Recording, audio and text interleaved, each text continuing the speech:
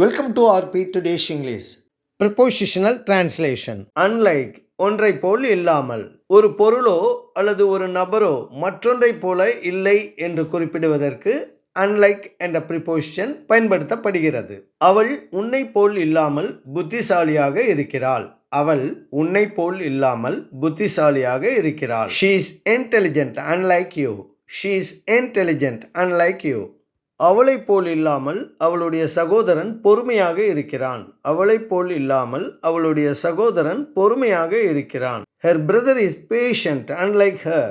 Her brother is patient unlike her. Patient பொறுமையாக. கடந்த பாடம் போல் இல்லாமல் இந்த பாடம் எளிமையாக இருக்கிறது. கடந்த பாடம் போல் இல்லாமல் இந்த பாடம் எளிமையாக இருக்கிறது. This lesson is easy unlike the previous one. This lesson is easy unlike the previous one. Thanks for watching. Bye.